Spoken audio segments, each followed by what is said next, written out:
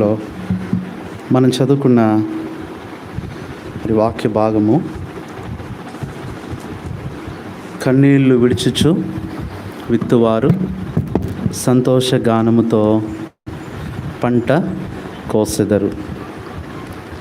తర్వాత ఒక మాట అంటున్నాడు,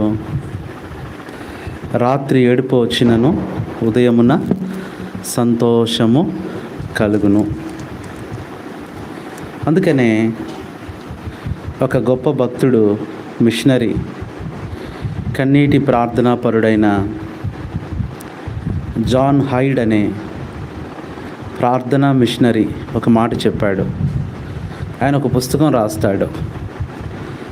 ఆ పుస్తకం పేరు ఏంటంటే my tears are my treasures. My tears are my treasures. ఎంత బాగుందండి ఆ మాట.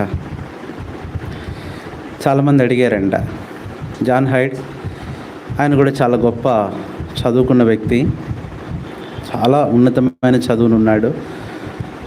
ఆయనతో ఉన్న వాళ్ళందరూ కూడా గొప్ప గొప్ప పదవుల్లో, కొంతమంది డాక్టర్స్గా, కొంతమంది స్కాలర్స్, ప్రొఫెసర్స్, ఇంజనీర్స్, పెద్ద స్థానాల్లో ఉన్నారు. ఒక రోజున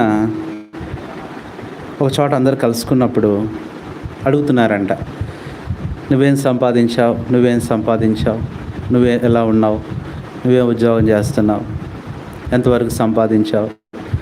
లోకస్తులు కలిసినప్పుడు ఏదైనా పెళ్ళిళ్ళకి కానీ సందర్భాల్లో వాళ్ళు మాట్లాడుకునేది అదే, అమ్మా ఏంటి ఇల్లు ఎన్ని కట్టావు, స్థలాలు ఎన్ని కొన్నావు, బ్యాంక్ బ్యాలెన్స్ ఎంత ఉంది, బంగారం ఎంత చేయించావు, ఇట్లా మాట్లాడుకోవటం అలవాటు. మనం దేవుని బిడ్డలంగా మనము రావు అలాంటి మాటలు. మనం ఏంటంటే, బాగున్నారా, పిల్లలు బాగున్నారా, రక్షణ పొందారా, చదువుతున్నారా, ప్రభువులో ఉన్నారా, ఇట్లాగా మనం ఆత్మీయ విషయాలు. సరే, వాళ్ళు మాట్లాడుకుంటూ ఒక్కొక్కరు చెప్తున్నారంట, నేను ఇన్ని కోట్లు సంపాదించా, నేను ఇన్ని బిల్డింగ్స్, ఇన్ని స్థలాలు, ఇన్ని బిజినెస్లు, ఇన్ని ఫ్యాక్టరీస్, ఇన్ని వ్యాపారాలు. ఇప్పుడు ఈఎం బౌండ్స్, జాన్ హైడ్ గారు, ఆయన యొక్క చెప్పాల్సిన పరిస్థితి వచ్చేసరికి ఆయన చెప్పాడంట, ఏంటి నీ ఆస్తులు ఏంటి అంటే, ఆయన చెప్పిన మాట, my tears are my treasures. నేను నా జీవితంలో సంపాదించుకుంది కన్నీళ్ళు అన్నాడంట. నా కన్నీళ్ళే నా సిరులు, నా ఆస్తి. ఎంత గొప్ప మాట. వాళ్ళు నవ్వారంట. అందరూ నవ్వి ఎగతాళి చేశారంట. పిచ్చోడు అనుకున్నారంట, మత పిచ్చి పట్టింది, ప్రార్థనా పిచ్చి పట్టింది అనుకున్నారంట. ఒక సందర్భం వచ్చింది, రోజులు మారిపోయినాయి. ఎవరైతే తను చూసి నవ్వారో, ఎగతాళి చేశారో వారందరికీ సమస్యలు వచ్చాయంట. ఒక అతను ఫ్యాక్టరీ లాస్ అయిపోయి, అప్పులు పాలైపోయి చనిపోయే పరిస్థితి వచ్చింది. ఒక అతను ఉద్యోగంలో నేరంలో దొరికి ఉద్యోగం పోయింది. ఒక అతను చేయకూడని పొరపాటు చేసి జైలుకి వెళ్ళాల్సి వచ్చింది. మరొక అతను భయంకరమైన యాక్సిడెంట్లో కొరప్రాణంలో ఉండాల్సి వచ్చింది. మరొక అతను మంచానికి పరిమితం కావాల్సి వచ్చింది. ఇప్పుడు వీళ్ళందరి తరపున వీళ్ళ భార్యలు జాన్ హైడ్కి ఉత్తరం రాస్తున్నారంట. అయ్యా, నా భర్తను ఒక్కొక్కరు రాశారంట, నా భర్తను విడిపించాలన్నా, రక్షించాలన్నా, బాగు చేయాలన్నా, స్వస్థపరచాలన్నా, బ్రతికించాలన్నా మాకున్న ఆస్తులు, మాకున్న మేడలు, మిద్దెలు, స్థలాలు, ఫ్యాక్టరీలు, వ్యాపారాలు చాలవు. దయచేసి ఏం చేయండి, మీరు మా కొరకు ప్రార్థన చేయండి. వాళ్ళు చెప్పారంట, ఈ సమయంలో డాక్టర్లు కాదు కదా, ఎవరు ఏం చేయలేకపోతున్నారు. నా స్నేహితుడికి లెటర్ రాయమంటే వాళ్ళు రాశారంట. వాళ్ళందరూ ఉత్తరాలు వచ్చాయంట జాన్ హైడ్ దగ్గరికి. వాటన్నిటిని పెట్టుకొని కన్నీటితో ప్రార్థన చేసి కన్నీటితో రిప్లై రాశాడంట. ఈయన రాసిన రిప్లై వాళ్ళ దగ్గరికి వెళ్ళే లోపే దేవుడు వాళ్ళని బాగు చేసేసాడంట. ఇక్కడ రాయబడిన మాట ఏంటంటే, జాన్ హైడ్ గారి యొక్క రిప్లై వారు అందుకున్నప్పుడు ఆ ఉత్తరాలు తడిగా ఉన్నాయంట. ఎలా ఉన్నాయి? తడిగా ఉన్నాయి. అంటే ఆయన కన్నీరు ఇంకా అందులోనే ఉన్నది. అందుకని ఆయన అన్నాడు, my tears are my treasures. ఈ లోకంలో నిన్ను తప్పించేవి, నిన్ను కాపాడేవి, నీకు సహాయం చేసేవి నీ కన్నీళ్ళే తప్ప మరేవి కాదు. ఈ రోజున కన్నీటిని జాగ్రత్తగా కాపాడుకోవాలి, కన్నీటిని జాగ్రత్తగా భద్రపరుచుకోవాలి, కన్నీటిని జాగ్రత్తగా మనం చూసుకోవాలి. కన్నీళ్ళు ఎప్పుడైతే అయిపోతాయో ఆ వ్యక్తి విశ్వాస జీవితం పని అయిపోయినట్లే అంట. కన్నీరు ఎప్పుడైతే రాదో ఆ వ్యక్తి విశ్వాసంలో తగ్గిపోయినట్టు. కన్నీరు అనేవి చాలా ప్రాముఖ్యమైనవి. పూర్వపు దినాల్లో చాలా ఉజ్జీవం ఉండేది. మోకరించి ప్రార్థించినప్పుడంట వాళ్ళ కన్నీళ్ళు మోకాళ్ళను తడపాలంట, మోకాళ్ళు తడిచేంత కన్నీరు. దావీదైతే ఇంకా ఎక్కువ, ఆయన కన్నీటితో పడక కొట్టుకొని పోతుందన్నాడు. కన్నీరు ఏరులై పారాయి.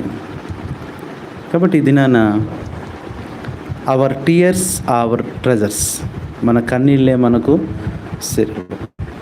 బైబిల్లో ఒక 7 సందర్భాలు ఏది పని చేయని చోట కన్నీళ్ళు పనిచేస్తాయి, ఏవి సహాయం చేయని చోట కన్నీళ్ళు సహాయం చేస్తాయి, ఏవి ఉపయోగపడిన చోట కన్నీళ్ళే ఉపయోగపడతాయి. ఒకసారి చార్లెస్, ఆయన పేరేంటి, డేవిడ్ లివింగ్స్టన్, ఆయన కూడా రాస్తాడు. ఆయన పుస్తకంలో ఏమని రాస్తాడంటే, ఒకానొక సందర్భంలో చాలా బలహీనమైపోయి ఆఫ్రికా దేశంలో చాలా ఘోరమైన నీరసం వచ్చేసాక వెళ్తున్నాడంట. వెళ్తున్న సమయంలో పెద్ద అడవి కదా అది, ఆయనది ఎక్కడో చిన్న పాక అక్కడే వేసుకొని ఉంటున్నాడు. ఈ తండాలో సువార్త చేసి ఇంకా తన యొక్క చిన్న పాకకి వెళ్తున్నాడు రెస్ట్ తీసుకుందామని. బాగా అలసిపోయాడు. ఆ టైంలో ఒక భయంకరమైన కొదమ సింహం ఆయన్ని చూసిందంట. ఎంత మిషనరీ అయినా ప్రార్థనాపడైనా జంతువులకి ఏం తెలుసు. చూసి ఆయన మీద పడి పంజా విసిరి ఇక్కడ కొట్టిందంట, ఇక్కడ కొట్టింది. ఎప్పుడైతే అక్కడ తగిలిందో వెంటనే మోకరించి మోకాళ్ళ మీద పడిపోయి బాధతో పెద్దగా ఆకాశం వైపు చూస్తూ కన్నీళ్లు గార్చాడంటండి. ఆ సింహం వెళ్ళిపోయిందంట, సింహం వెళ్ళిపోయింది. ఆ భయంకరమైన సింహం కూడా కన్నీటి ముందు నిలవలేకపోయింది. అని అంటాడు, ఇంకొక దెబ్బ కనుక నాకు తగిలి ఉంటే ఆ రోజు నేను వచ్చాను. ఆయన దాదాపు జీవితాంతం ఆ చెయ్యి పనిచేయలేదంట పాపం. అంత బలం అండి, ఎన్ని టన్నుల బరువు ఉంటుందో తెలుసా అది బలంగా కొట్టినప్పుడు. పులి కానీ సింహం కానీ మనం కొట్టినట్టు కాదు, అబ్బాయి అని కొట్టినట్టు కాదు. అది బలంగా కొడితే కొన్ని వేల టన్నుల బరువు పడినట్టు ఉంటుందంట. కానీ దినాన్న ప్రియులారా, ఒక మాట, నీ కన్నీటిని నువ్వు ఉపయోగించుకుంటున్నావా? Are using your tears? అందుకని కన్నీటి విషయంలో దేవుడు 3 పనులు చేస్తాడంట. కన్నీటిని ఆయన దాస్తాడంట. రెండోది కన్నీటిని ఆయన రాస్తాడంట. మూడోది కన్నీటిని ఆయన చూస్తాడు. దాస్తాడు, రాస్తాడు, చూస్తాడు. చూడండి ఆయన ఎక్కడ దాస్తాడంటే, ఒక మాట చదవండి. కీర్తన 56వ కీర్తన 8వ వచనం. 56 లెక్కించి ఉన్నావు నా కన్నీళ్ళు నీ బుడ్డిలో. కాబట్టి మొట్టమొదట కన్నీళ్ళను ఆయన దాస్తాడు. నీ కన్నీరు ఇక్కడ పడే ప్రతి కన్నీరు ఇక్కడ వేస్ట్ అయిపోతుంది అనుకున్నావు, అక్కడ పడుతుంది. ఎక్కడ? బుడ్లో పడుతుంది. రెండోది, అవి నీ కవిలలో కనబడును కదా. కవిల అంటే పుస్తకం, పుట్టినోట్లో బుక్. నువ్వు ఎన్ని కన్నీళ్ళు కార్చావో నువ్వు మర్చిపోవచ్చు, కానీ దేవుడు మర్చిపోడు, రాస్తాడంట. 1/2 లీటరా, లీటరా, 100 గ్రాముల, 50 గ్రాముల, దేవుడు ఏం చేస్తాడంటే నీ కన్నీటిని రాస్తాడు. మూడోది, కన్నీటిని ఏం చేస్తాడు? చూస్తాడు. 2వ రాజులు 25లో నీవు కన్నీరు విడుచుట నేను చూస్తాడు ఆయన. ఎంత బాగుందండి. 3 విషయాలు చూసాం. కన్నీటిని దాస్తాడు, కన్నీటిని రాస్తాడు, కన్నీటిని చూస్తాడు. అయితే మన కన్నీటికి ఇతరులు విలువ ఇవ్వరు. 69వ కీర్తన 10వ వచనం చదవండి. 69:10 చదవండి. ఉపవాసం ఉండి నేను కన్నీరు విడువగా, అది లోకస్తులు ఏం చేస్తారంటే నీ కన్నీటిని చూసి నిందిస్తారు, నిందలేస్తారనమాట. నిందలేస్తారు. ఏంది ఎప్పుడు చూసినా ఏడుస్తుంటావు, ఎప్పుడు చూసినా ఏడుపు మొహం ఏంటి, ఎప్పుడు చూసినా. నీ కన్నీరు దేవునికి సంతోషమైతే నీ కన్నీరు మనుషులకు అది అపహాస్యంగా, నిందగా ఉంటుంది. అవునా కాదా? ఏమంటారు చెప్పండి మనం ఏడ్చిన వాళ్ళని చూస్తే?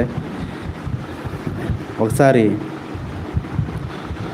భర్త ఏడుస్తున్నాడంటండి. ఏడుస్తుంటే ఆ భార్య లోకంలో ఉంటుందంట బాగా. పిల్లల్ని తీసుకొని లోకంలో సినిమాలకి, షికార్లకు తిరుగుతూ ఉండేదంట పాపం. ఆ భర్త ప్రభువుని నమ్ముకున్నాడు, దీనుడు. ఆమెను బ్రతిమలాడుతూ అడిగేవాడంట. ఆమె అందంట, ఏడ్చే మగవాళ్ళని నమ్మకూడదు అనిందంటే. ఏముందంట? ఏడ్చే మగవాళ్ళని నమ్మకూడదు అంటే నీ ఏడుపు ఏమవుతుంది ఇతరులకి? ఈరోజు ప్రియ సహోదరి, నీ కన్నీరు నీ భర్త లెక్క చేయట్లేదేమో. సహోదరుడా, నీ కన్నీరు నీ భార్య అర్థం చేసుకోవట్లేదేమో. నీ కన్నీరు నీ తల్లిదండ్రులు పట్టించుకోవట్లేదేమో. నీ కన్నీరు నీ బిడ్డలు ఏమాత్రం చూడట్లేదేమో.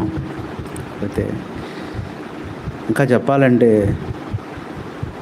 మనం కన్నీరు కార్చేంతసేపు దేవుడి చూపు మన వైపే ఉంటుందంట. ఆయన ఏమాత్రం కూడా ఏం చేయడంటే చెప్పండి, మనం కన్నీరు కార్చేటప్పుడు అటు ఇటు ఇంక చూడ్డంట. కన్నీరు కార్చేటప్పుడు మన వైపే చూస్తాడు. ఈరోజున ప్రియులారా, అవర్ టీయర్స్ అవర్ ట్రెజర్స్. ప్రార్థన ద్వారా, కన్నీటి ద్వారా గొప్ప జయాలు పొందిన బైబిల్లో మనం కొంతమంది నుంచి చూద్దాం, దేవుని వాక్యంలో నుంచి. ఈరోజున ముఖ్యంగా ఒక భాగం చదువుదాం. ఎస్తేరు గ్రంథం 8వ అధ్యాయము 3వ వచనం చదవండి. ఎస్తేరు గ్రంథం 8వ అధ్యాయం 3వ వచనం. మరియు ఎస్తేరు పడి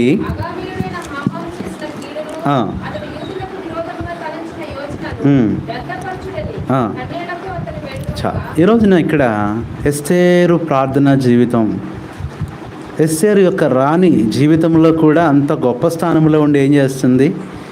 కన్నీరు గారుస్తుంది. అందుకని రాత్రి ఏడుపు వచ్చిన ఉదయం ఏం కలుగుతుంది? ఆ రాత్రి అంతా ఏడిపే, ఆ రాత్రి అంతా దుఃఖమే, ఆ రాత్రి అంతా బాధే. పిల్లరా, మన కన్నీటిని దేవుడు ఏం చేస్తాడు చెప్పండి? సంతోషంగా మార్చే దేవుడు. కాబట్టి కన్నీటిని చూస్తాడు దేవుడు, రాస్తాడు, దాస్తాడు. ఇప్పుడు ఎప్పుడైతే ఎస్తేరు కన్నీటితో ప్రార్థన చేసిందో దేవుడు ఏం చేశాడు? ఆ కింద చూస్తే పరిస్థితి అంతా మారిపోయింది. గొప్ప విజయాన్ని దేవుడిచ్చాడు. కన్నీటి ద్వారా దేవుడిచ్చే సమాధానాలు, దేవుడు చేసే కార్యాలు చాలా గొప్పవండి, చాలా గొప్పవి. ఇప్పుడు యూదులకు ఏం కలిగింది? కన్నీరు అనేది ఏం తీసుకొని వస్తుందంటే బైబిల్లో నుంచి చూడండి దయచేసి. ఎస్తేరు గ్రంథము కిందకు వచ్చేసేయండి. అప్పుడు యూదులకు ఏం కలుగుతూ వచ్చింది? ఎస్తేరు గ్రంథము 8వ అధ్యాయము చదవండి. 16వ వచనం. మరియు యూదులకు క్షేమమును, ఆనందమును, సంతుష్టియు, ఘనతయు. కాబట్టి ఎలాంటి గొప్ప జవాబు చూడండి. నీ కన్నీళ్ళు నీకేం కలుగజేస్తాయి? ఆనందాన్ని కలుగజేస్తాయి. రాత్రి ఏడ్చిన ఉదయాన్నే ఆనందం, సంతోషం వచ్చేస్తుంది. కన్నీళ్ళు దేనికి గుర్తు చెప్పండి? ఆనందానికి గుర్తు, క్షేమానికి గుర్తు, సంతృష్టి, ఘనత. అక్కడ ఇంకేమీ పని చేయవు. అక్కడ నువ్వు ఎన్ని మాటలు చెప్పినా, ఎన్ని రికమెండేషన్స్ చేసినా రాజు విండో. ఎంత బ్రతిమలాడినా, ఎంతసేపు మాట్లాడినా, నేను ఒక మాట చెప్తున్నాను మరలా, మాటలు పనిచేయని చోట కన్నీళ్ళు పనిచేస్తాయి. ఆయుధాలు పనిచేయని చోట కన్నీళ్ళు పనిచేస్తాయి. ఎంత శక్తివంతమైన ఒక కన్నీరు. మొట్టమొదట ఎస్తేరు కన్నీరు. ఎస్తేరు అసలు ఏంటండి, రాణిగా ఉండి ఎవరండి ఏడ్చేది? రాణి అయిపోయిన తర్వాత ఇక ఆనందించాలి, సంతోషించాలి. యవ్వనస్తురాలు తను చక్కగా కుటుంబము, భర్త, రాజ్యము, అధికారము, ఘనత, పేరు, ప్రఖ్యాతి, సంపాదన తెలుసు ఎస్తేరుకి. ఇవన్నీ కూడా నా స్థానాన్ని నిలపలేవు, నా ప్రజల్ని రక్షించలేవు. ఏం కావాలి? ఎస్తేరు కన్నీళ్లను దాచుకుందండి. నువ్వు గొప్ప స్థితిలోకి రాగానే కన్నీటిని విడిచిపెడుతున్నావేమో, కొంచెం మేలు కలగగానే కన్నీటిని మర్చిపోతున్నావేమో. దీన స్థితిలో ఉన్నప్పుడు బాగా ఏడుస్తారు, సంపన్న స్థితి రాగానే చెప్పండి ఏడిపిస్తారు, ఏడవరు. కానీ ఎస్తేరు అలా లేదు.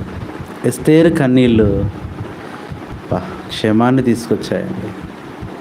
ఈరోజు నీ కన్నీటిలో నీకు క్షేమం ఉంది తెలుసా? ఏంటి ఆ సౌండ్ చూడండి కదా, అమ్మాయి కాపాలని చూడండి. ఏంటంట కన్నీరు ఏం కలుగజేస్తుంది? ఆపలేదా? కన్నీరు క్షేమాన్ని తీసుకొని వస్తుంది. తర్వాత మనం చూస్తే రెండో వ్యక్తి కన్నీరు. మొదట కన్నీరు సంతోషం. ఏం కలిగింది యూదులకి? సంతోషం. రెండవ మాట మనం చూస్తే బైబిల్లో నుంచి 2వ రాజుల గ్రంథం 5వ అధ్యాయము 20వ వచనం. 2 Kings 5:20 చదవండి.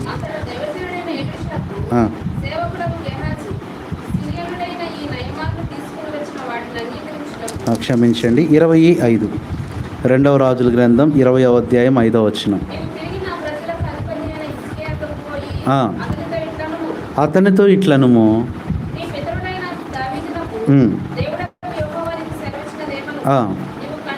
నీవు కన్నీళ్ళు విడిచుట చూచితిని, నీ ప్రార్థన నేను అంగీకరించి ఉన్నాను. రెండవది, కన్నీటి ద్వారా కలిగే గొప్ప విజయం స్వస్థత. ఇప్పుడు చెప్పండి, ఈయన కూడా ఎవరు? గొప్ప రాజు. హిజ్కియా గొప్ప రాజు, మంచి రాజు. అలాంటి రాజు ఏం చేయాలి అసలు?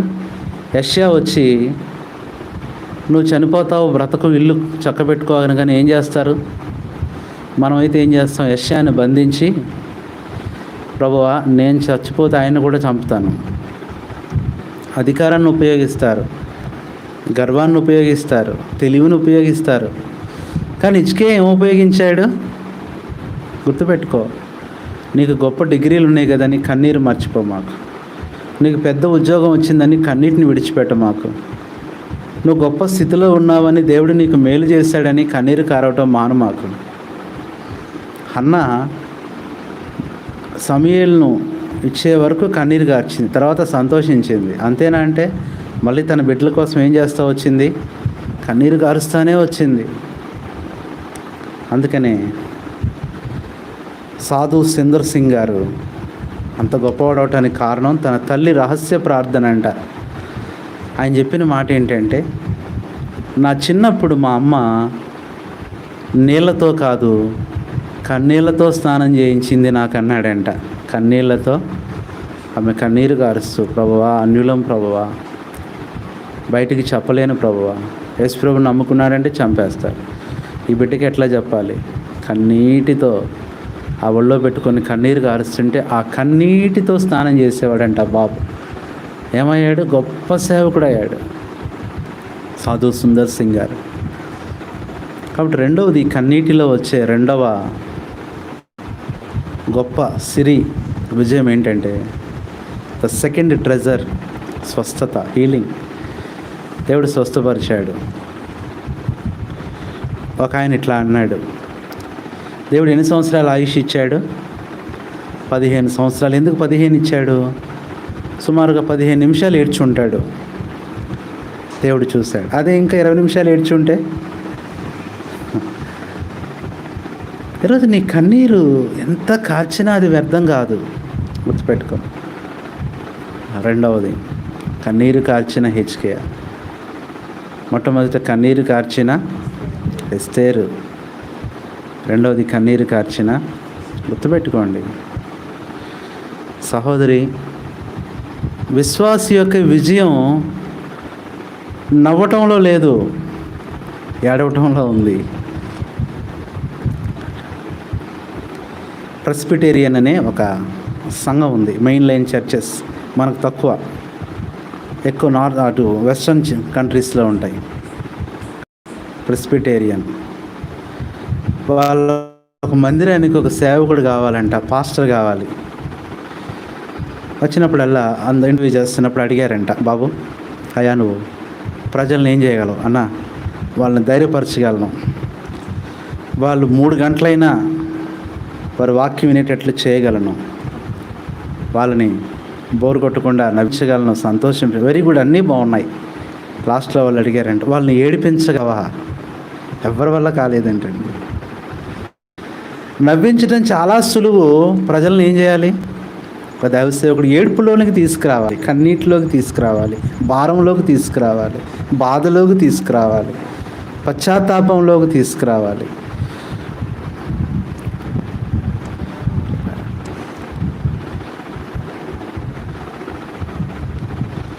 ఎవరు లేరంటే అండి, ఎవరు లేరు.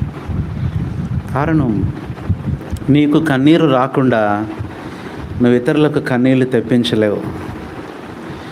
నీకు కన్నీళ్ళు రాకుండా నీ బిడ్డలు ఎట్లా కన్నీటి ప్రార్థన చేస్తారు? చేయండి.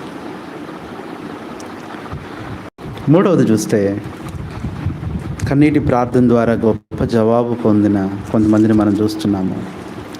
మూడో వ్యక్తి మనం చూస్తే బైబిల్లో నుంచి కీర్తన 6:6 చదవండి. కీర్తన 6:6. నేను మూలుగుచు అలసి ఉన్నాను, ప్రతి రాత్రియు కన్నీరు విడిచుచు నా పరుపు నేను తేల చేయుచున్నాను. నా పడక చాలండి. ఇదంతా మీరు చదివితే దావీదు యొక్క కన్నీరు ద్వారా దేవుడు దావీదుకి ఇచ్చిన గొప్ప స్వాస్థ్యం ఏంటో తెలుసా? సంపద, శక్తి. దావీదు ఎందుకు అంత శక్తి కలిగి ఉండేవాడంటే అంత ఏడ్చేవాడంట. దైవ చిత్తానుసారమైన దుఃఖం. అందుకని మామూలుగా లోక సంబంధంగా ఎంత ఏడిస్తే అంత నీరసం వస్తుందంట. కానీ ఆత్మీయంగా ప్రార్థనలో ఎంత ఏడిస్తే అంత శక్తి వస్తుందంట. పూర్వపు కాలంలో యూదుల్లో ఎవరన్నా చనిపోతే వారి కోసం ఎన్ని రోజులు ఏడ్చేవాళ్ళు? సుమారుగా 30 రోజులు ఏడ్చేవాళ్ళు. ఇంకా బాధ ఉంటే 2 నెలలు 60 రోజులు ఏడ్చేవాళ్ళు. కారణం ఏంటంటే ఆ వ్యక్తి పోయిన సందర్భంలో వీళ్ళు చాలా బలహీనలు అయిపోతారు. ఆ బాధ అనేది చాలా ఇదిగా ఉంటుంది. యూదుల బాధ అలాంటిది. అంత ఏడవటాన్ని బట్టి మరలా తిరిగి వాళ్ళు ఏం పొందుకునేవాళ్ళు? శక్తి వచ్చేది. దావీదు కూడా ఏడ్చుటకు శక్తి లేనంతగా ఏడ్చాడు. ఆ ఏడుపు చూసి దేవుడు నిజంగానే ఏమిచ్చాడు? శక్తినిచ్చాడు. కాబట్టి దావీదు ప్రార్థనలో ఉన్న సంపద ఏంటంటే అది శక్తి. దేవుడు నీకు శక్తి ఇస్తాడు. ఈరోజు బలహీనమైపోతున్నావా? బలం లేదా? కృంగిపోయావా? నీరసమైపోయావా? దేవుని సన్నిధిలో కన్నీరు విడిచి ప్రార్థించే.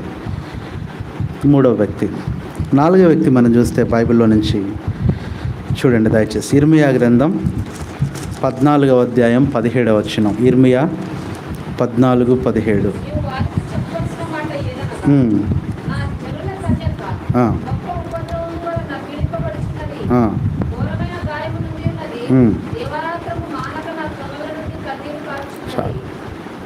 గొప్ప వ్యక్తి ఎవరంటే కన్నీరు కార్చడంలో ఇర్మియా. ఇంకా చాలా చోట్ల అంటాడు, నా కన్నీరు ఏరులై పారుచున్నది. జనులు నీ ధర్మశాస్త్రం అనుసరించకపోవడం చూచినప్పుడు నా తల జలమయముగాను నా కళ్ళు కన్నీటి ఓటగాను. ప్రియులారా, ఇర్మియా యొక్క కన్నీరు ప్రజలకు ఏం తీసుకొచ్చిందో తెలుసా? ఏం తీసుకొచ్చిందంటే సమాధానం. ఆ దినాల్లో కన్యక అంటే దేవుని ప్రజలు చెదిరిపోయారు. దేవుని ప్రజలు ఎక్కడెక్కడికో పారిపోయారు, ఎక్కడెక్కడో ఉండిపోయారు. దేవుడు ఇర్మియా యొక్క ప్రార్థన ద్వారా మరలా వారు కన్నీటితో వచ్చి సియోనుకు తిరిగి వచ్చి అందరూ సమాధానపడి మరలా వారు ప్రభుని స్తుతిస్తూ నవ్వుతూ ఆనందంతో వారు ప్రభుకు పాటలు పాడుతూ వచ్చారు. కాబట్టి ప్రార్థన, కన్నీరు అనేది ఏం తీసుకొస్తుంది చెప్పండి? ఏం తీసుకొస్తుంది? సమాధానం. పోయినసారి అనుకుంటా చూసాం, అగస్టిన్ తల్లి ఏం చేసింది? కన్నీటిలో కొట్టుకొని వచ్చాడంట. ఇక్కడ మనం కన్నీరు కార్చిన కొంతమంది వ్యక్తులను చూస్తున్నాం. 5వ వ్యక్తిని చూద్దాం. కన్నీరు కార్చడంలో గొప్ప వ్యక్తి, కన్నీరు కార్చిన కన్నీటి వ్యక్తి ఎవరంటే, మనం పాత నిబంధనలో చూసాం. ముగ్గురిని కొత్త నిబంధనలో చూద్దాం. ముగ్గురిని కొత్త నిబంధనలో చెప్పండి. నలుగురు ఎవరు? ఎస్తేరు కన్నీరు సంతోషాన్ని తీసుకొచ్చింది. హిజ్కియా కన్నీరు స్వస్థతను తీసుకొచ్చింది. దావీదు కన్నీరు శక్తిని తీసుకొచ్చింది. ఇర్మియా కన్నీరు సమాధానాన్ని తీసుకొచ్చింది. 5వ కన్నీరు లూకాసు వార్త 7వ అధ్యాయం 38వ వచనం. ఈమె కూడా కన్నీరు కార్చడంలో చాలా గొప్ప ఆవిడ. లూకా 7:38. ఏడ్చుచు కన్నీళ్లతో ఆయన పాదములను తడిపి. 5వ వ్యక్తి ఈ పాపాత్మురాలైన స్త్రీ కన్నీరు కారుస్తూ వచ్చింది. పిల్లరా, దేవుడు ఏం చేశాడు? ఈమె గురించి ఎక్కడ ప్రకటిస్తారో అక్కడల్లా ఈమె గురించి జ్ఞాపకం చేసుకుంటారు. కిందంతా చూస్తే అందరూ ఆమెను అనుకున్నారు, ఎందుకు ఏమని ప్రభు ఎలవ్ చేశాడు, ఎందుకు ముట్టుకొనిచ్చాడు అని. ప్రభు ఏం చేశాడు? కాబట్టి కన్నీటి ద్వారా వచ్చే గొప్ప ఘనత సాక్ష్యం. దేవుడు ఆమెను స్వస్థపరిచాడు, ఆమెను క్షమించాడు, ఆమెను కనికరించాడు, ఆమెను మెచ్చుకున్నాడు. ఇంటికి పిలిచిన ఆయన్ని మెచ్చుకోలేదు కానీ ఆమెను మెచ్చుకున్నాడు. అయ్యా సీమోను, ఏంటయ్యా నువ్వు పెట్టిన భోజనం కన్నా, నువ్వు చేసిన విందు కన్నా ఆమె చేసిన పనే గొప్పది. కాబట్టి కన్నీరు అనేవి నీ సాక్ష్యాన్ని స్థిరపడి, నువ్వు పోగొట్టుకున్నది, నువ్వు జార విడుచుకున్నది, నువ్వు కోల్పోయింది అదేదైనా కావచ్చు. కన్నీరు మళ్ళీ నీకు సాక్ష్యాన్ని తీసుకొస్తుంది. పడిపోయావా, తొలగిపోయావా, చెడిపోయావా, పతనమైపోయావా, అలాగే ఉండిపో మాకు ప్రభు దగ్గర కన్నీరు గారు. మరలా నీకు మునుపటి కంటే గొప్ప సాక్ష్యాన్ని ఇస్తాడు. మునుపటి కంటే గొప్పగా వాడుకుంటాడు. మునుపటి కంటే గొప్ప స్థితిలో నిన్ను ఉంచుతాడు. కన్నీళ్ళకున్న ప్రభావం అలాంటిది.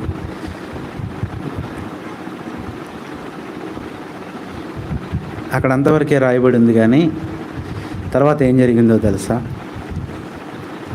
అప్పుడు దాకా తిట్టిన సీమోనన్న ఆమె యొక్క సాక్ష్యాన్ని, ప్రభు చెప్పిన మాట విని ఆమె కూడా భోజనం పెట్టి పంపించాడంట. అమ్మ మీరు కూడా భోజనం చేసి వెళ్ళండి. ఒక రూమ్లో ఆమె కూడా భోజనం చేసి, అంటే ఇప్పుడు చూడు సాక్ష్యం మారిపోయింది. హీనపరిచిన వాళ్ళు, దుఃఖించిన వారు, బాధించిన వారు, నిందించిన వారు ఏం చేస్తున్నారు? ఆమెను చూసి మెచ్చుకుంటున్నారు. పరిస్థితి మారిపోయింది. ఈరోజు తెలుసో తెలియకో పడిపోయావేమో, చెడిపోయావేమో, తొలగిపోయావేమో, దారి తప్పిపోయావేమో, తప్పు చేసావేమో, మరలా రా, కన్నీటితో రా. మునుపటి కంటే ఎక్కువ స్థితి ఇస్తాడు దేవుడు నీకు సాక్ష్యం. ఎన్నైనా 5గురిని చూసాం. 6వది కన్నీరు కార్చిన గొప్ప వ్యక్తి చూడండి దయచేసి. అపోస్తలుల కార్యములు 20వ అధ్యాయము 19వ వచనం. ఈరోజు వర్తమానం పేరు your tears are your treasures. నీ కన్నీళ్ళే నీకు గొప్ప సిరులు.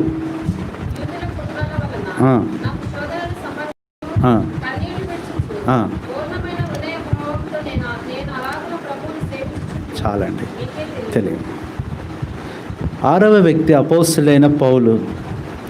కన్నీళ్ళు అనేవి ఏం చేస్తాయంటే కన్నీటి ద్వారా ఏం చేసినాడు పౌలు? సంఘాన్ని కడుతూ వచ్చాడు. కన్నీళ్ళు. ఈ రోజున సంఘాలు స్థిరపడాలంటే, సంఘాలు కట్టబడాలంటే ఎవరు కావాలి? కన్నీరు గార్చేవాళ్ళు కావాలి. కన్నీరు గారిస్తే స్థలం ఇచ్చేస్తాడు, కన్నీరు గారిస్తే మందిరం కట్టేస్తాడు. నేను అనుకుంటున్నాను, మనం మందిరం స్థలం కోసం వెతుకుతున్నాం కానీ ఎట్లా వెతకట్లా? కన్నీళ్ళతో వెతకట్లా. కన్నీళ్ళతో వెతికితే దొరికేదేమో. కన్నీటితో, కన్నీళ్ళు చూసి మౌనంగా ఉండేవాడు కాదు ఆయన. కన్నీటిని చూసి దాటిపోయేవాడు కాదు ఆయన. కన్నీటిని చూసి ఏం చేయకుండా ఉండేవాడు కాదు ఆయన. ప్రియులారా, పౌలు కన్నీరు సంఘాలు కట్టబడతా వచ్చాయి, సంఘాలు స్థిరపడ్డాయి. వేల సంఘాలు, లెక్కలేని సంఘాలు పౌలు కట్టాడు. బైబిల్లో కొన్నే రాయబడ్డాయి. 6వది, సంఘాలు ఏం చేస్తాయి చెప్పండి? కన్నీరు సంఘాన్ని కట్టేదిగా ఉంటుంది. 6 చూస్తవచ్చు. 7వది, వీరందరినీ మించిపోయినాడు ఒక ఆయన కన్నీరు గార్చడంలో. చూడండి దయచేసి, యోహాను సువార్త 11:35. యోహాను సువార్త 11:35 చదవండి. యేసు ఏం చేసినాడు? కన్నీళ్ళు విడిచాడు. యేసు కన్నీళ్ళు విడిచాడు. ఎంత బాగుందండి! యేసు కన్నీళ్ళు విడిచాడు. ఎట్లా కన్నీళ్ళు విడిచాడు? హెబ్రీ 5:7. హెబ్రీ 5:7. హెబ్రీలకి రాసిన పత్రిక 5వ అధ్యాయం 7వ వచనం. మహారోదనముతోనూ కన్నీళ్లతోనూ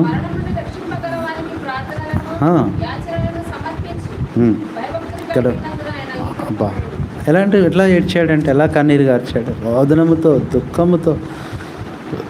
7వది, కన్నీరు కార్చడంలో గొప్ప వాళ్ళు ఎవరు చెప్పండి? ప్రభువు అయిన యేసుక్రీస్తు.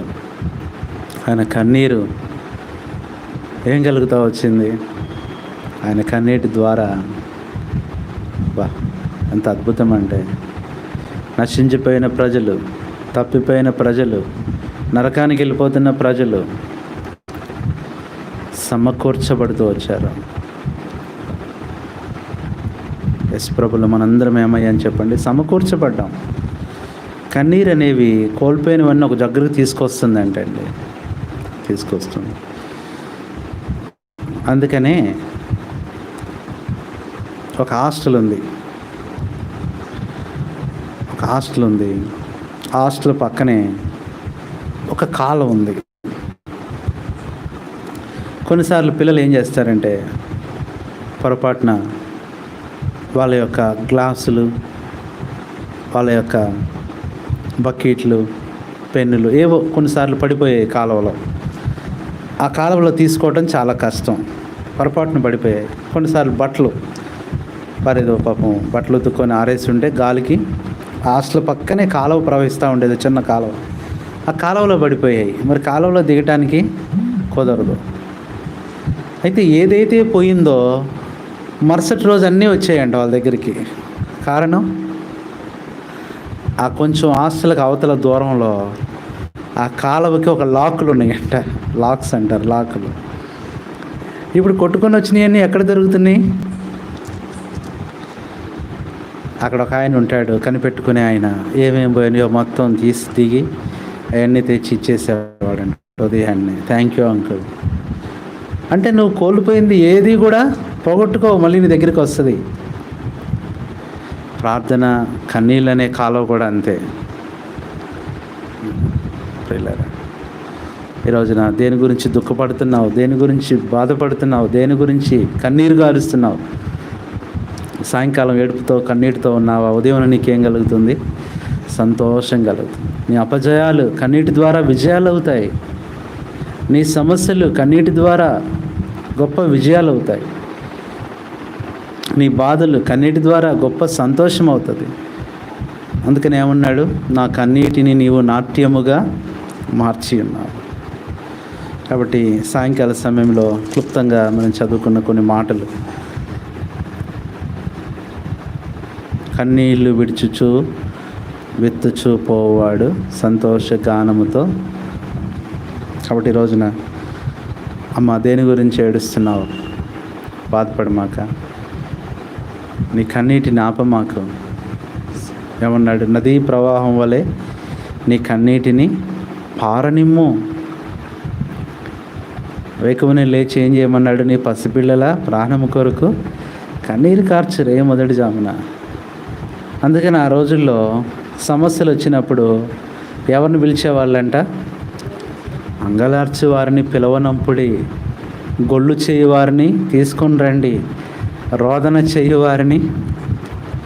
యూదుల కంట చదువుకునేటప్పుడు సబ్జెక్టుల్లో కన్నీళ్ళు కూడా ఒక సబ్జెక్ట్ అంట వాళ్ళకి, ప్రాక్టికల్ అది. అందుకని ఏంటంట, ఏమంటాడు? రోదనము చేయ నేర్పుడి. రోదనం కూడా ప్రాక్టికల్ సబ్జెక్ట్ అంట అది. ఏరా ఏంట్రా ఫెయిల్ అయ్యావా? అవునన్నా. ఏంటి? సరిగ్గా ఏడవలేకపోయానన్నా. బాగా ఏడిస్తే ఫుల్ మార్క్స్ వచ్చాయి కదరా. నువ్వు ఫెయిల్ అయిపోయాక ఏడవటం కాదు, పాస్ అవ్వటానికి ఏడువు. నష్టపోయాక ఏడవటం కాదు, లాభం పొందటానికి ఏడువు. ఓడిపోయిన తర్వాత ఏడవటం కాదు, విజయం కోసం ఏడువు. దేవుడు నీకు ఇచ్చిన గొప్ప ఆయుధం కన్నీళ్ళు అయితే ఎందుకు వాటిని నువ్వు దాస్తున్నావు? ఎందుకు వాటిని ఉపయోగించుకోవట్లేదు? నీ కన్నీటి విలువ నీకు తెలియదు, దేవునికి తెలుసు.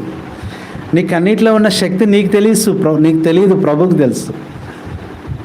కన్నీళ్ళు అనేవంట పాదరసం కంటే శక్తివంతమైనవంట. పాదరసము ఆ వస్తువులు అందులో వేస్తే మారిపోతాయి, వాటి రూపం మారిపోద్ది.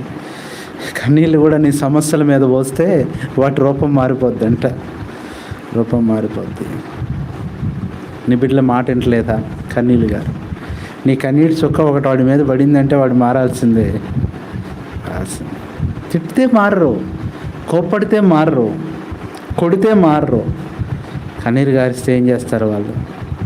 దేవుడు మార్చేస్తాడు. 7 కన్నీటి ప్రార్థనా పరులను చూస్తూ వచ్చాం. Their tears are their treasures. ఎవరిని చూసాం? మొట్టమొదట ఎస్తేరు కన్నీరు ఏం తీసుకొచ్చింది? సంతోషం. వీధులు సంతోషిస్తూ కానుకలు పంచుకున్నారంటే. రెండవది హిజ్కియా కన్నీరు, స్వస్థత. మూడవది దావీదు కన్నీరు, శక్తి. ఇర్మియా కన్నీరు, సమాధానం. పాపాత్మురాలైన స్త్రీ కన్నీరు, గొప్ప సాక్ష్యం. పౌలు కన్నీరు, సంఘాలు. యేసు ప్రభు కన్నీరు, సమకూర్పు. మనందరినీ సమకూర్చాడు. ఎక్కడెక్కడ వాళ్ళమో, ఎలాంటి వాళ్ళమో, ఎన్ని భేదాలు మనకి. మామూలు విషయమా చెప్పండి?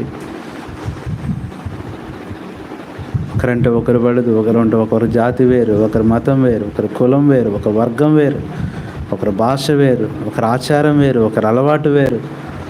ఇలాంటి మన అందరిని ఒకచాట చేర్చాడే, ఒకళ్ళగానే చేశాడే. ఇప్పుడు ఒకే పద్ధతి మనది, అది ప్రార్థనా పద్ధతి. ఒకే ఆచారం, ప్రభుని ఆరాధించటం. ఒకే గురి, ఒకే నిరీక్షణ, ప్రభు యొక్క రాజ్యం కొరకు సిద్ధపడటం. దేవుడు ఇంతగా చేస్తున్నాడు. ఆయన కన్నీళ్ళలో మనందరం కూడా రక్షింపబడినాం. ఈరోజు నా ప్రియ సహోదరుడా, ఎవరైనా సరే, సహోదరి, నీ పరిస్థితి ఏదైనా సరే, కన్నీరు గారుతాం. ఒకవేళ కన్నీరు రావట్లేదా? ప్రభుని అడిగిస్తాడు. ఆయన సిలువ వైపు చూడు. కళ్ళు మూసుకున్నప్పుడు నీకేం కనపడాలి? సిలువ కనపడాలి. కన్నీళ్ళు వచ్చేస్తాయి.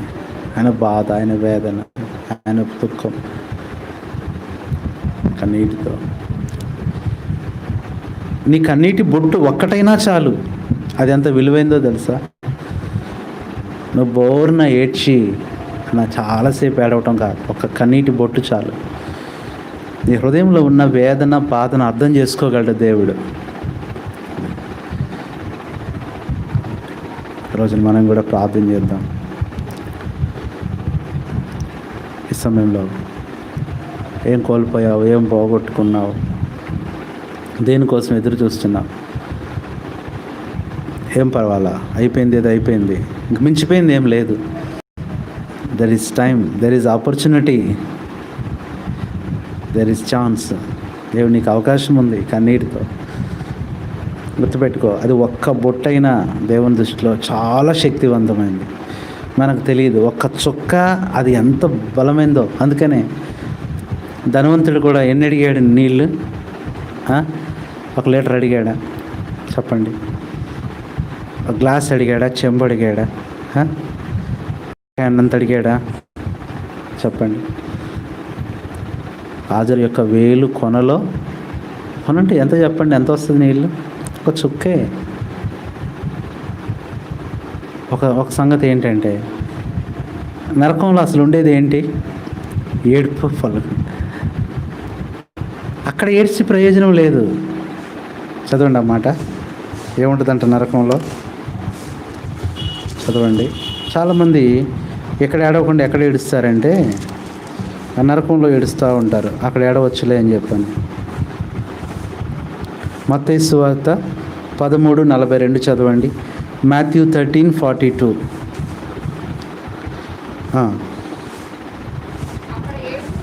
అక్కడ ఏముంటుందంట? ఏడుపును పండ్లు కొరుకుటాయి. ప్రియులారా, అక్కడ ఏడుపు ఉంటుంది. అయితే మరి ఆ ఏడుపు సరిపోదా? ఏమంటున్నాడు? ఒక్క చుక్కన్నా కావాలి నాకు. లూకా 16 చదవద్దు కానీ ఇప్పుడు ఈ రోజున ఒక్క చుక్కన్నా కన్నీరుకి. ఎవరిని బిడ్డలారా, ఎప్పుడు నవ్వుతూనే టైం వేస్టా? ప్రభు దగ్గర ఏడ్చే టైం ఇవ్వవా? నీ భవిష్యత్తు, నీ జీవితం, నీ వివాహం, నీ ఉద్యోగం నువ్వు కార్చే కన్నీటి మీద ఆధారపడి ఉంది. కన్నీటికి కొంచెమన్నా సమయం ఇవ్వు. నీ కన్నీటి పునాది మీద నీ భవిష్యత్తు అనే మేడ దేవుడు కడతాడు. ఉన్నత స్థితిలో ఉంచుతాడు దేవుడు నేను. దీర్ఘాక్ష. కన్నీటి వర్తమానాలు అవసరం, కన్నీటి బోధలు అవసరం, కన్నీటి విశ్వాసులు అవసరం. ఇది మనం కూడా ప్రభువా రోదనపు విద్య నాకు నేర్పించు, రోదనం చేస్తాను, బాధపడమాక. ఒక కన్నీటి బొట్టైనా దేవుని దృష్టిలో విలువైంది. పశ్చాత్తాపంతో యథార్థతతో నువ్వు కన్నీరు గారిస్తే దేవుడు చూస్తాడు. ప్రార్థన చేద్దాం. సమస్యలు, బాధలు ఇప్పటికే చాలా దినాలు అయిపోయినాయి. నీ భవిష్యత్తు ఏంటో నీకు తెలియట్లేదేమో, ఏం జరుగుతుందో తెలియట్లా, ఎందుకు జీవిస్తున్నామో తెలియట్లా. అన్నిటి ద్వారా ఇంకో సంగతి ఏంటంటే,